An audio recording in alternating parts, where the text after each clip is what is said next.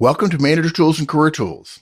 Today's guidance, handling exit interviews. As you'll hear, folks, we don't recommend you be truly honest, unfortunately, because there can be career repercussions. You have almost nothing to gain by throwing your boss under the bus. That rule applies even after you no longer work for the firm. So here's our guidance on handling exit interviews. Enjoy. You've heard stories of the changes many American businesses are making to overcome and adapt during this time. It's wonderful to hear all of the stories of human fortitude, and we're adapting too. We can't make hand sanitizer, but we're now offering team training virtually over Zoom. 5 sessions for up to 30 people, one-on-ones, feedback, rolling out the Trinity, coaching, and delegation. The training itself even includes roadmap and a personal license for every attendee. And you can schedule the sessions over multiple weeks to allow them to fit into your operational tempo. Contact us by emailing Maggie at manager-tools.com. We'd love to help.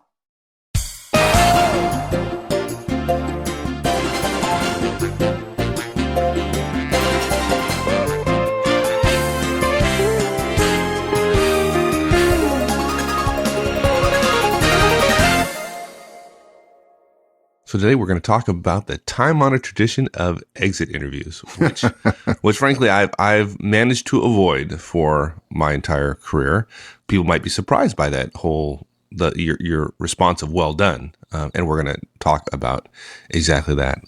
I guess as a way of introducing this cast, I could just tell people that exit interviews are a dangerous practice, and we have some recommendations about them.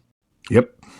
Yeah, I think, look, it makes sense. It's completely logical, sensible idea to say, let's ask everybody why they're leaving, and that will help us gather data about what we're doing that causes them to leave to begin with, right? Well, yeah, exactly. And for the people who are asking about them conceptually, they believe they're doing a good thing. They think they're going to collect some useful information that will help them improve the organization. Right. And unfortunately, that whole human thing kind of gets in the way. Gets in the way. Yeah. So we have 5 recommendations. The first one is very easy. Avoid exit interviews when you can. Number 2 is say nothing derogatory ever, no matter what. Number 3 is if you do get in one, you don't have to say nice things. In other words, we're not suggesting that you lie. Number 4, we're going to give you some sample questions that tend to come up in exit interviews and show you some good and bad responses so that people can, we'll give some suggested responses that are neutral and professional. And we're starting with those 4 things, giving specific recommendations regarding action. Point 5 is some important background. If you just want to know what to do, we'll cover that in the first part of the cast. And then, but we do want to give some important background about why we recommend this course of action. It doesn't ever do any good. And just to describe some of the risks associated with exit interviews. And it really boils down to this. There's little value.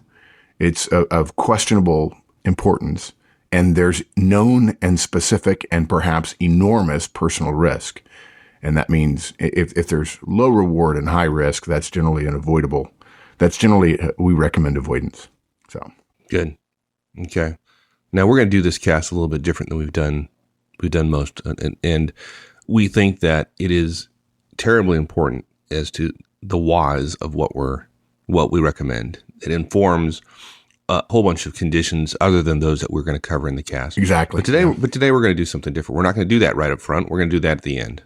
Yeah, I really feel that the why is important. I think there are people who want to know the underpinnings so that when they get a curveball, if you know the underpinnings, you know how to hit the curveball.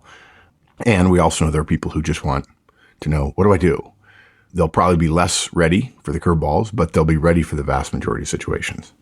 And these are simple, actionable recommendations, so it's easy for us to front load them. Good. And that gets us right to the first one, right? Good. So point number 1, avoid exit interviews when you can. Yeah. When you can. Yeah.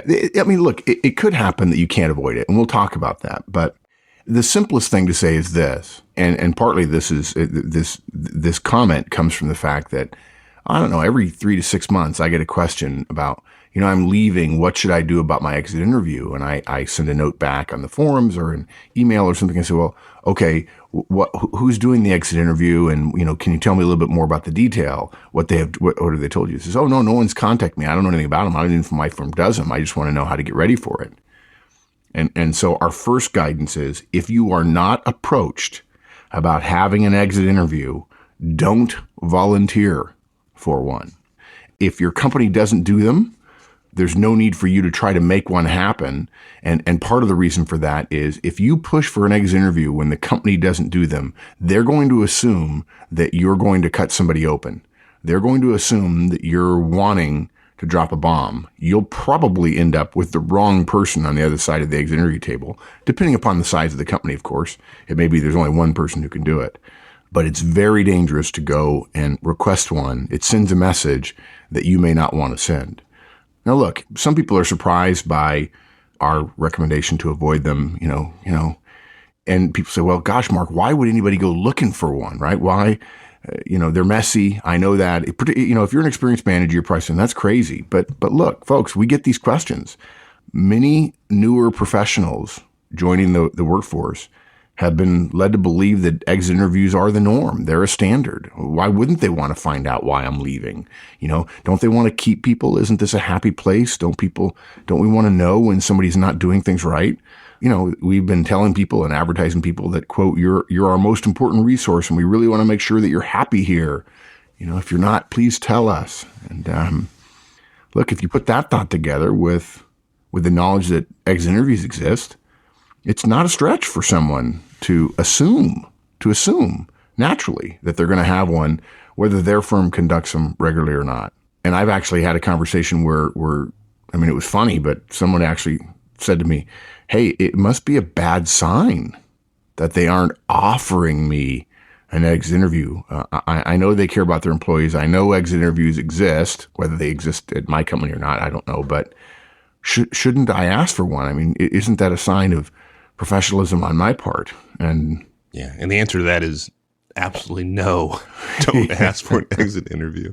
Look, even if you're not offered one, you just got to make a couple assumptions. One is your company just doesn't do them every time, and it could be just for certain positions, or they could do exit interviews for only certain departments that are staffed by certain HR people. Because sometimes HR generalists who have a responsibility for a piece of the organization have different policies, or they enforce policies differently.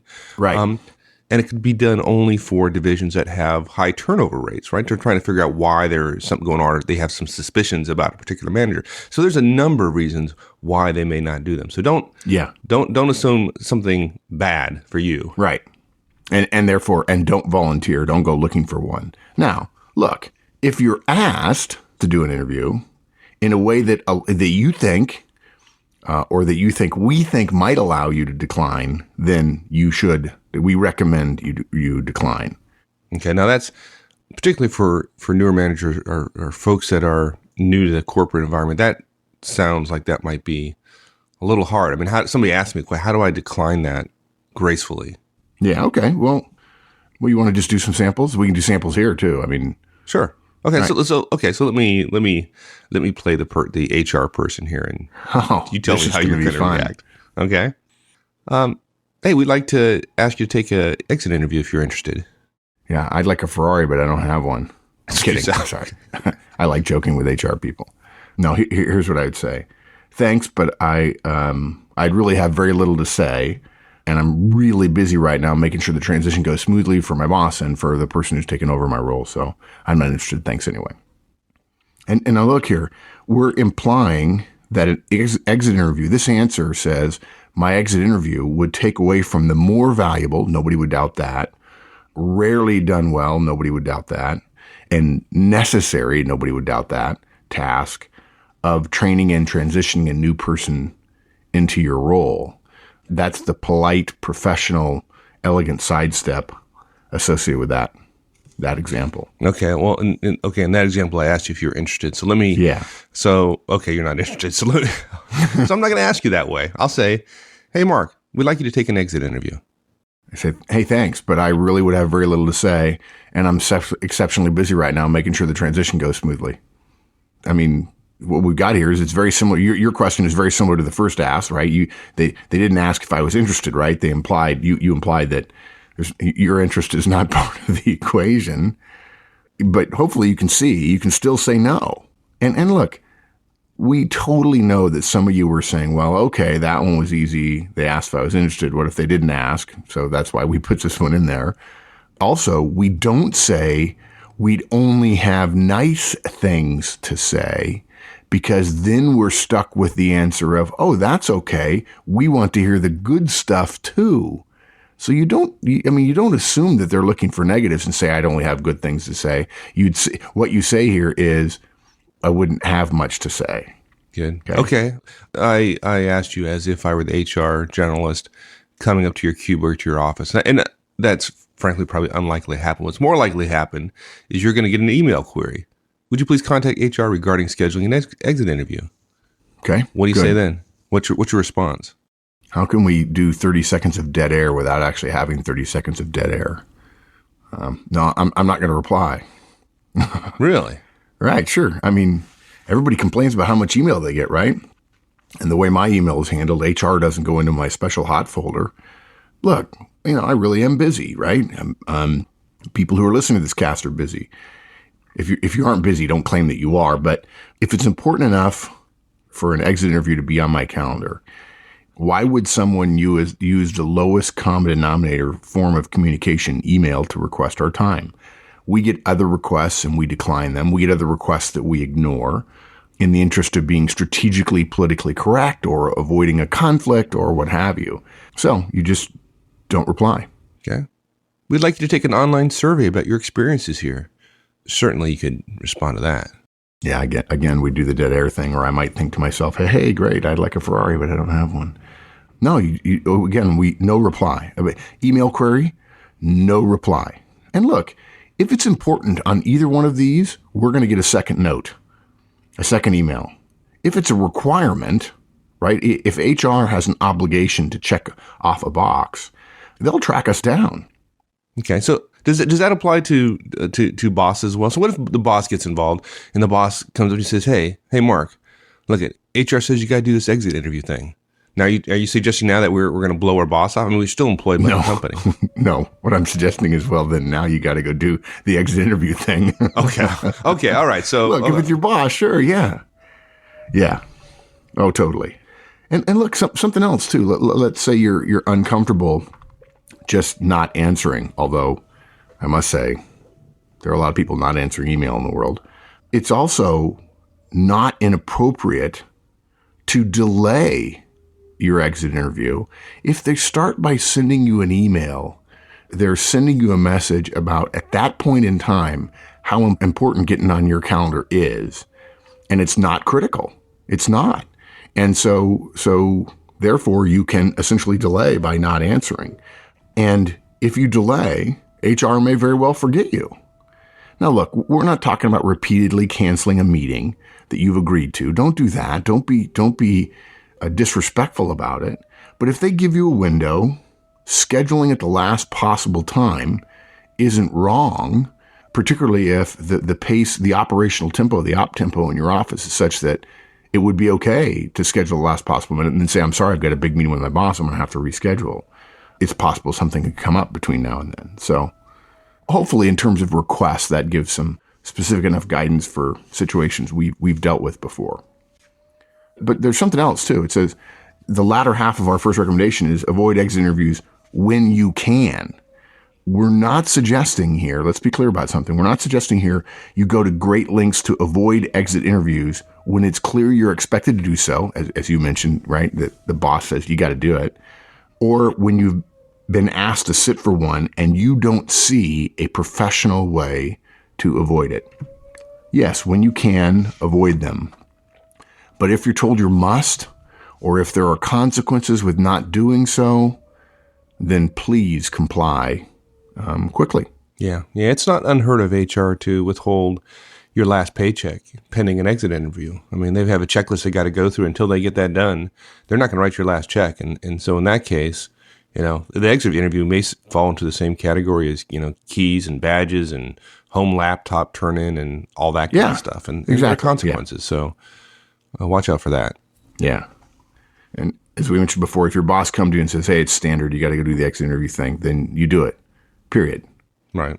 But again, if you can, avoid it. And hey, if you feel you're squirming too much, then chances are that you probably are, and it's just time to go get it scheduled and get it over with.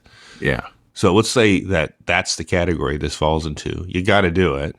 Your boss told you, or you just come to the understanding that like you just got to do the exit interview. Right. But then? Yeah. Well, our first rule is no matter what, say nothing derogatory ever. And we want to be as crystal clear as we can be. We don't care how right what you're saying is, how truthful what you're saying is, how correct what you're saying is, how helpful you believe what you're saying is, how necessary it is, how untethered to your income you are. Don't say anything in any way that at any time would ever be construed in any way as negative. And look, we come by this the hard way. We have seen it happen that completely true, professionally necessary feedback from an exit interview not only came back to specifically haunt the interviewee, but then to add insult to injury, was the information was not used in any way to halt the gross lack of managerial misconduct, let's call it that was reported. You cannot minimize the risk to you, and you cannot be certain that you will actually have an impact on the system. And we'll talk more later about why that's so. And there's reasons we'll talk about a little bit later about why we just recommend you avoid it. But one of them is, look, a lot of folks go into these exit interviews and they absolutely intend to keep their mouth shut. And they're not saying anything negative. But we got some pretty good HR folks out there, and they open you up. They're friendly. You start having a conversation. You start to feel comfortable, and then you open up, and then you share that thing that later on is going to come back and haunt you. Yeah, the phrase like, oh, well, we know that Joe, your boss, Joe, we know that Joe is a bit of a challenge, and so we're hoping you could shed some light on that. Well, and the young person says, well, they already know. Yeah, so let me really share. Yeah. So yes, so we recommend don't jump on the bandwagon. And I guess we've got sample questions where we can give some ways of avoiding that, right? Yeah, we do. Yeah. Also, another thing that's sort of thematically related to that, don't agree with any statements that change the tone of your answer or leave some room for a different inference. Be careful, be quite willing to challenge any restatements or paraphrasing the interviewer does, which have anything less than a positive tone. Look, folks, it doesn't matter what you say in the interview. It matters how the interviewer characterizes it or captures your comments.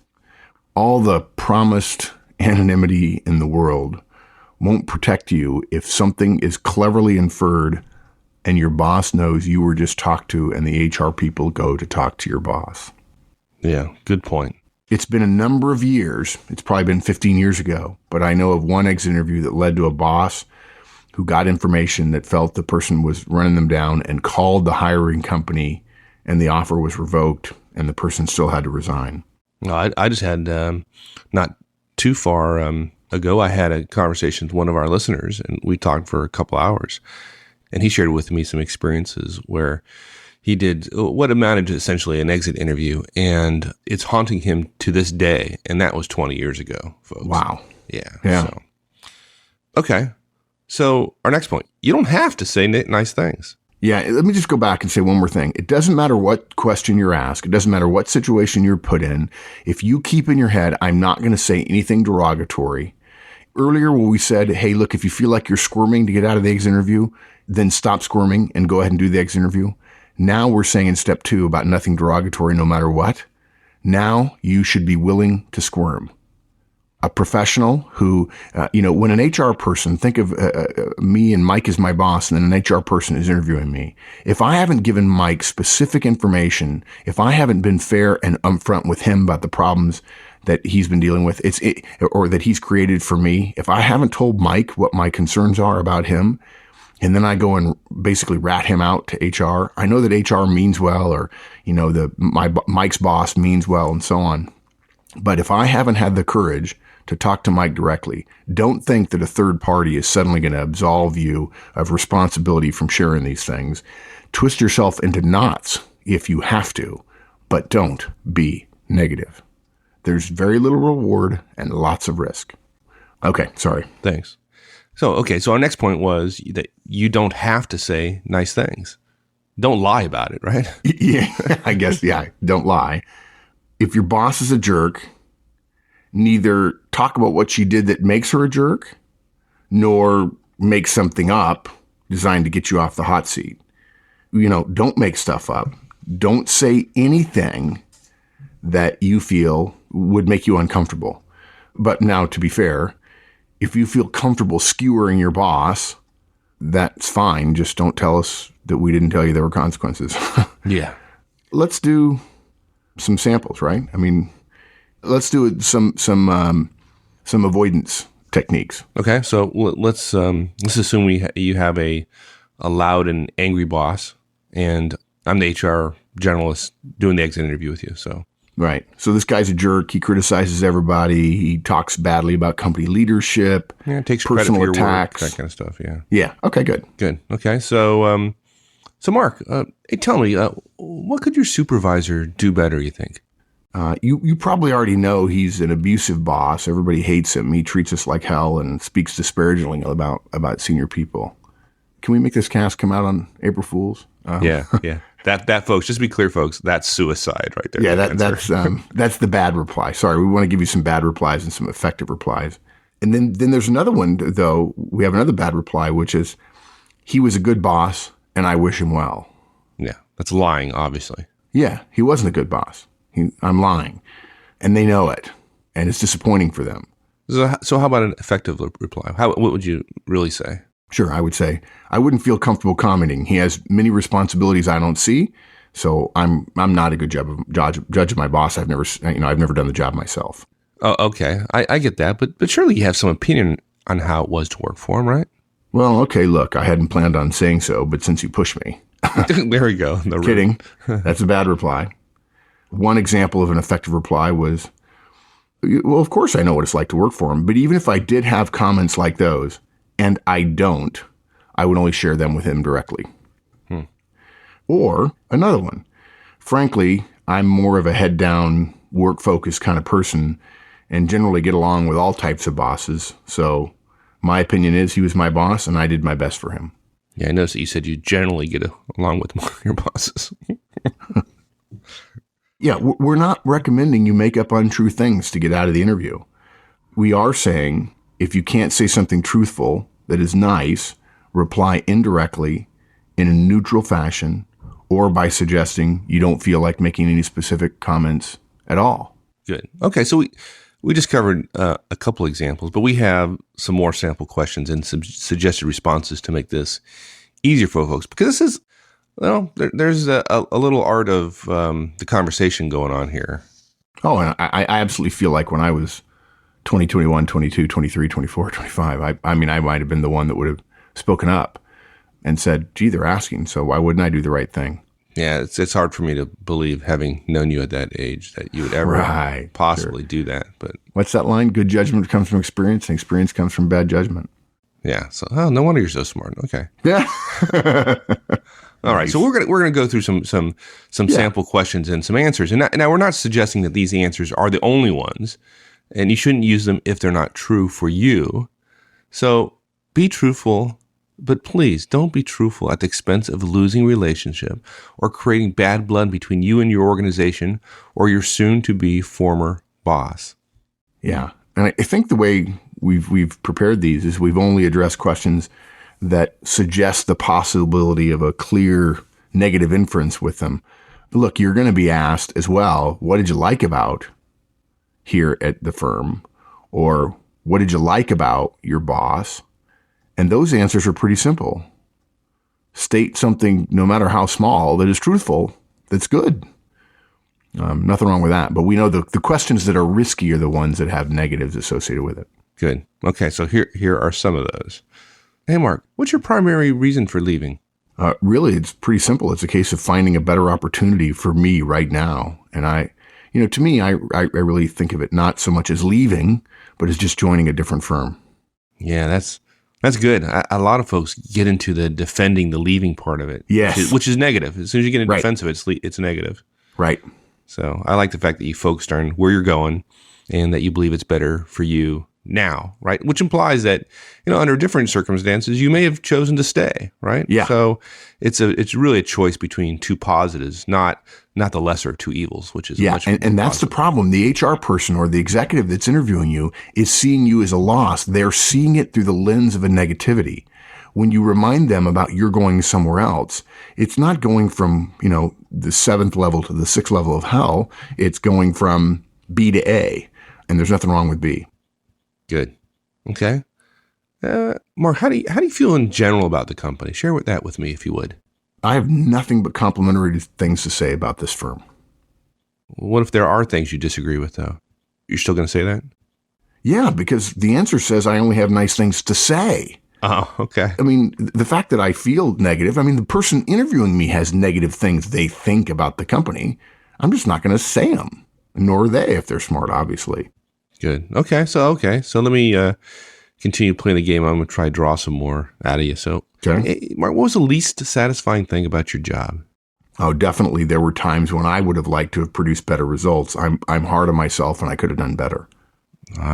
Yeah, I noticed you didn't say anything bad about the company, its policies, standards, coworkers, your boss. Nope. And you focused on you. Yeah. Yeah, I can talk about me being negative, me not being good. I'm not going to rip myself apart, but yeah. If there's a chance for me to say something negative about me that avoids the risk, which is talking about others or the company, then I will. So focus on you. Good. Okay. Well, so I'm not going to let you off that easy this time. Right. Hey, tell me, Mark, what could your boss do to improve? We're always looking to improve here. What could he do to improve? Yeah, Mike, I really wouldn't presume to suggest. She has a full plate, and really my leaving is about me finding something better for me. It's in no way a comment on her. And by the way, the reason it's no way a comment on her, because I'm not going to comment on her. And even if she was a jerk, we're not leaving until we had something better. So it's not a comment on her. Good. Okay. If it really was a comment on her, you'd leave without anything. Okay. So, now I'm going to paint you into a corner. You've painted yourself into a corner. I'm just going to exploit it right now. Sure. So, Mark, would you consider coming back to work here in the future? For the right opportunity, I would look at any firm. Right? Look, it's a silly hypothetical. Sure it was. It's designed to catch somebody naive enough to say no, which is a terrible indictment. Yeah, it's funny. When I was fired, I was treated poorly, and my former bosses lied repeatedly. But I'd go back to that firm if I owned it outright and I was the CEO. Okay. I guess that'd be good circumstances. Yeah. Right opportunity. It'd be fun. Yeah, okay. So now I'm gonna shift my focus a little bit. What does your new firm offer that we don't? Oh, good question. But, as I sit here and think about it, it's really too complex a choice to boil down to an apples to apples comparison. It simply felt right based on my present situation today. Okay. So what made it feel right, though? Yeah, like I said, it's one of those. It's really too complex to boil down to specifics. And as I said, I have nothing but complimentary things to say about this firm. Were you happy with the pay, benefits, and compensation here? Absolutely fair and reasonable. And by the way, notice that last answer. I didn't say whether I was happy with it or not. I simply said it was absolutely fair and reasonable, because the definition of whatever is fair and reasonable for a company is what the company says. So don't disparage pay. And one of the ways you would do that is by saying you're getting a raise going somewhere else. That is a form of pay disclosure that is frankly unprofessional. It might make you feel good. It might make you think I get to put my thumb in their eye without saying anything negative really about this company, but it is not effective and it doesn't look good. I agree. Okay, so I think that's good for now. We've given a number of examples. We've talked about what our recommendations are. We've given a couple of examples of that could be perceived as tough questions and how you answered it. So I think that is useful. So now let's talk a little bit about the background of our recommendations and why we recommend what we do. Because I don't know about you, this is different. We usually talk about this in the beginning, Right? And I felt a little bit like, man, we're telling people not to do exit interviews, and they really don't understand why it is we're saying don't do exit interviews. Right. Yeah, it's as we said in the beginning, if you feel like you can handle the curveballs, we may have a little bit of recommendations scattered in here, but really for the most part, we just want to share background. So if you think you can handle the curveballs, you can stop listening. But there's another reason that this is important, and it's for managers. If you're a manager now, or you have plans on becoming one, it's not just you. You're not only likely to face an exit interview, you're likely to have to answer questions about what to do during one of them from one of your directs or from somebody you're mentoring. Okay? Yeah, giving them a list of answers, if you're a premium subscriber and you have the answers printed out or whatever, that seems pretty thin to us.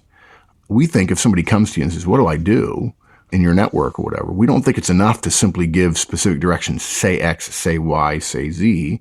We think your folks, those people you know, are better off knowing why. So that again, if something comes up that's a little bit different, it's a little unusual, they'll be able to handle it because they can make decisions on their own about the situation they're in. Yeah. And one of the reasons has got to be, one of the first ones has got to be, it doesn't ever do any good. Yeah. Now, we're old crotchety guys, I guess, but you really have to be, you really have to believe that in good things in theory, and avoid the long history that you and I have of not ever having seen it make a difference in order to want to do an exit interview and be candid. The single biggest reason to avoid being candid with negative comments is not because of the risk. There is no reason to expose yourself to risk, right? And there is risk. We are saying that. But it's not the risk that worries us as much as the fact that there is no evidence that anything ever gets changed from an exit interview. We've not only never seen a change for the better come out of a negative exit interview, we've also seen many cases, as we mentioned before, of retaliation visited on somebody for doing the right thing. If there's no value but there's risk, the right course of action is to step away, to back up, to move away from the situation. Look, your boss is going to have reasons for whatever he did if you're going to be talking negatively about your boss. And he has power over you until you leave. He will defend himself to HR, share things with them you don't know that will cause his actions to appear reasonable. Your attacks will appear small and probably personal. And essentially what that will mean is any information that was directed back to him or her will be blunted enormously. By the same token, you're talking about the company. The company has its reasons for the policies you don't like. You're not smarter than the entire company. They just disagree with you about how they should run a company. And they have the power and perhaps more importantly, years of experience to justify whatever policy you think is silly. And there are some silly policies, and you may think it's silly, but they probably came out of what someone thought was a good idea. Yeah, I think we've talked about something. I can't remember what cast it was, but we talked a little bit about this. Like in these conversations, if it's HR talking to your boss has all sorts of information about deliverables you missed, times you were late, poor quality in some of your work. He or she can reach back into this huge bag of poor past performance to justify anything that you may have issues with. And you can't win. Unfortunately, you're not in the conversation. You don't have a seat at the table. Yeah, you can't win that argument because you're not there. Yeah, exactly. And in my case, I actually have a firsthand story. People seem to like, I don't think it's schadenfreude, but people seem to like hearing about my mistakes. So it wasn't an exit interview, but I definitely thought it felt like one in terms of what happened. I was asked by a former boss to give feedback to my two managers. You know, I was told the firm was growing. They felt there were probably places where they could do better as managers. They even said, we know we're not normally ones to ask this kind of stuff. It'd be easy for you to say no, but we really do want to improve here. I thought about it and I thought, okay, you know, they seem to be genuine, even though I disagree with them on a lot of stuff. Hey, dude, this is where you should have called me, but go ahead. Yeah, exactly. I should have. You're right. I thought about it and I thought, okay, there is one thing that bothers me and they want to know. And if they're hiring, in fact, the way they said it was, if we're going to hire somebody else, we'd like to know so we don't visit the same mistakes on the new person who's going to have a significant role like you do. And so I shared my concern, meant with the best of intentions about the yelling and screaming they did as part of their roles. The one boss that I shared it with was very polite. And the next day I was called upstairs up to my other boss's office. and just absolutely ripped from head to toe. It was so bad, so vulgar, such a disgusting dressing down that I find myself 15 minutes into it. It's still going on 15 minutes after it starts, that I was actually had standing in his office while he's sitting at his desk, standing up, pacing around, screaming, throwing up his hands, that I found myself standing at the position of attention, just like I had as a plebe at West Point, in order to essentially turn my face to stone and not actually do what would have been completely appropriate, would have been to knock the guy on his butt for what he was saying. It was as if I was being hazed by an upperclassman, and somebody was luxuriating in their abuse of power because they had power. It was actually the moment that I realized I was standing at the position of attention. It was kind of eerie and a little bit cool, actually. I was basically assuming the position because somebody was treating me with gross disrespect. You were well trained. And I was well trained, yeah. You know, I can't say that was why I was fired years later, but I can say this. My managers did not change one bit. And it's funny enough, the guy we were going to hire chose not to come to work for us because of the very issue I brought up. So that wasn't an exit interview, but the rule applies. I got a lot of risk delivered to me and no value. And folks, for you longtime listeners, you'll immediately figure out that this fits into that rule of never giving feedback to your boss. Yeah, that's exactly right. This is. I mean, it's my experiences and thousands of other clients' experiences that say, gee, when we do that, we get no reward and we accept all this risk. What are we doing? Let's get out of that. It's bad investment. Don't do it. And look, something else worth noting about exit interviews not doing any good. And this is something I have to share. I should have shared this earlier. Wendy Lord, our career tools expert and resume expert, and I collaborated on this cast, and we shared ideas together.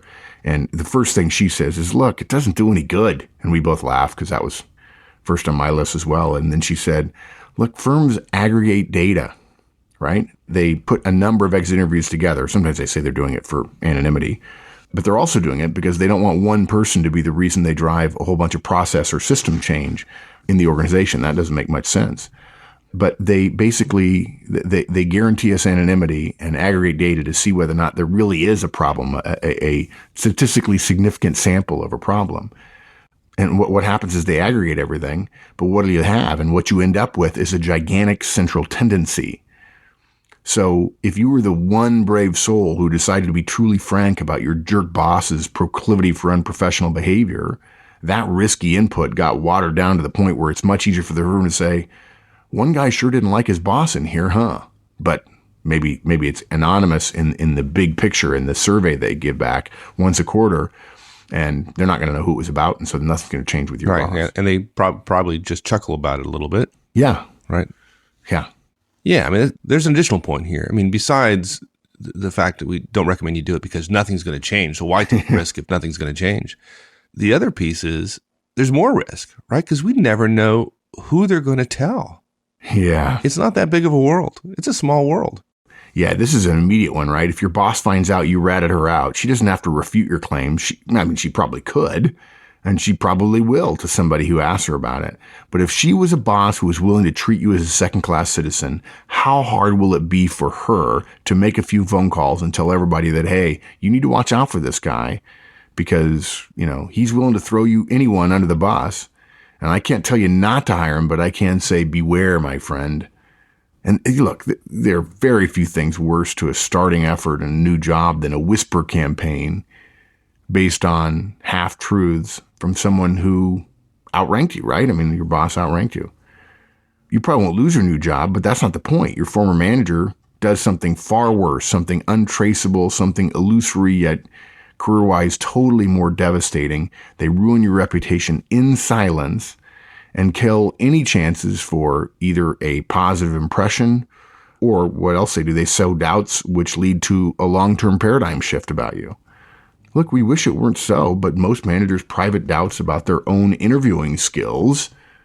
Maybe I missed it when I was interviewing this guy and his old boss can tell me he's a problem. And it makes this kind of retribution from your boss who hears from her friend in HR, I know I shouldn't tell you this. And I have to say, Horstman's Law about there are no secrets. It's amazing to me who will tell whom about what.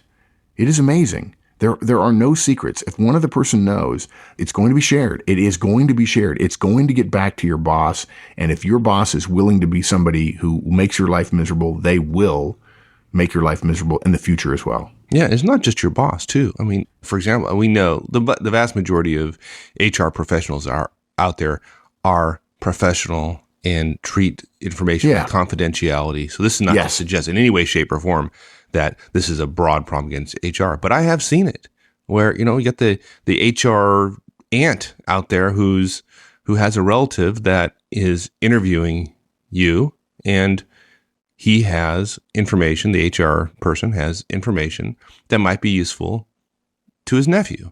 Exactly. And hey, family, blood thicker than water. Maybe I'll share it. Yeah, there you go.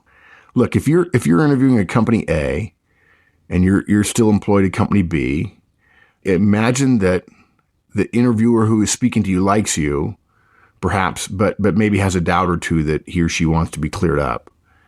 And the recruiter, the person who's talking to you, has an aunt, and she's the director at company B where you still work. I mean, seriously, do you doubt for a second that interviewer is going to call his aunt? No, you can't. And this is a real situation. And if there is an exit interview record, it's possible that's going to get looked at. They're going to take a peek. And if you said something that is not certain is true or not, but she's surprised that you don't know that no one rips their boss in an exit interview and you have, she might just let that slip. Yeah. And that's not good for you. And yes, it's unprofessional for her to do it. And in our experience, it happens all the time. I have to tell clients all the time when I'm with them, when somebody comes to me and says, hey, can I be off the record? My answer is no. I work for your boss's boss's boss's boss. What would possibly make you think that I would want to go off the record with you? And then people say, well, gee, people won't be open with you. Well, okay. I'm willing to accept people not being open with me or take that risk in return for avoiding the possibility that somebody's going to be off the record and then tell me something that I'm professionally obligated to do something about. So people will do stuff that's unprofessional and it could hurt you, and we don't want that. Yeah. And what goes around comes around, right? There's this thing about boomerangs. Oh, nice. Yeah. We also have to remember about boomerangs. I mean, it's entirely possible that you could end up back at your firm. I mean, for those of you who don't know, boomerang is somebody who leaves a firm, and corporations today are getting better at outreach to alumni, to people who used to work there. They're arranging meetups and discussions and so on. Procter & Gamble doesn't allow boomerangs. You can only get hired at the bottom of the company, but the Procter & Gamble Alumni Association is very powerful, very well known, and they stay in touch. And HR departments, when they lose somebody or good, often some of them have a responsibility to stay in touch with somebody for a year or two to see whether or not the new job's working out, and maybe to have them come back without a loss of pay or longevity and those kinds of things. So you've got to remember, it's possible the new place could be terrible, and you burning your bridge, which is what you would be doing if you shared negatives, might not be worth it. Absolutely. And you could come back, and you want there to be somebody smiling when you think about coming back. As bad as it was, it may be better than where you ended up, because everybody looks good when they're interviewing. But then, of course, there's a difference between being a candidate and being an employee. Yeah. I tell you, and another point of this whole thing is you may change the way you feel. I mean, how you feel now is not necessarily how you're going to feel in the future. And I had a personal experience with this. So I had a manager, Louise Charles. She's probably not listening. But Louise, if you are listening, at the time, I thought she was awful. I don't hate people, but I came pretty close at some points in our relationship. And the fact is now, with some, looking back almost 20 years ago, right, she was probably the best manager I ever had. She was solely responsible for changing the trajectory of my career. And did it feel good at the time? It absolutely did not. But she was awesome. And thank God I didn't say anything bad about her, because, right, man, I'd feel pretty bad right now. I can tell you that when I was 30, I looked back and said, man, I thought I knew what was going on when I was 25, but I clearly did not, right? And then I said to myself, but I feel pretty good about what I know now. And then 5 years later at 35, I said, man, what a fool. You thought you knew what was going on at 30, but dude, you did not. you were clueless compared to what you know now. And then I said, and of course at 35, I said again, but now I do. And I repeated that same mistake at 40 and 45 and so on. You're going to look back. You're going to look back and you're going to say, man, in hindsight, there was a lot of things I didn't understand. Look, virtually everything you know today, we know today about work is learned or known through the paradigm of your life today. That paradigm is going to change. What you wouldn't have tolerated 5 years ago, you might beg for today in many instances. Now, okay, look, we're not saying that all of a sudden 5 years from now, you're going to start justifying hateful speech from a boss. But many people who are being exit interviews share even small things that bothered them. The HR person seems genuine. They want to help. We're leaving. What can they do to us? And what they can do is discount our comments, share them with others, because we weren't smart enough to know that what we deem now as unacceptable may in 5 years seem inelegant, but necessary and perhaps even pragmatic. There's a lot of risk and there's very little reward. Good. Well, I think that wraps up not only the cast, but specifically the why behind our recommendations. Yeah. And once you understand the why, the recommendations make a lot more sense. So I hope if you stuck around, congratulations. And real quick, avoid them when you can. Say nothing derogatory ever, no matter what, even if you think you're talking to your best friend, and even if they already know tons of stuff. You don't have to say nice things. We're not suggesting you lie. Don't do that. Simply be neutral. We gave some sample questions and back responses, and remember, it doesn't do good. We don't know who it's going to be shared with. You never know. There may be an aunt at the company that's going to share something. You may want to come back, and you're going to grow and mature, and your perspective on that boss is going to change. So be gracious, be nice if you have to, and avoid them at all costs. All right, my friend. Thank you. Thanks, partner. We'll see you. Thanks, everyone. Hope to see you again here next week. So long.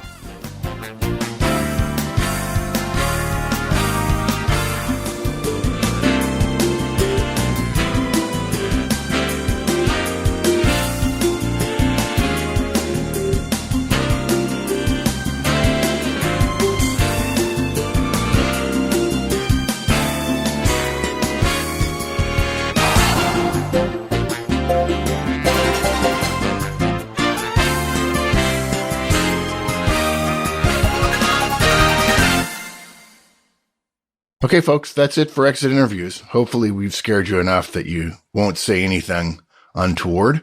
Come back tomorrow. We're going to talk about how to ask the people in your network for an opportunity. See you then.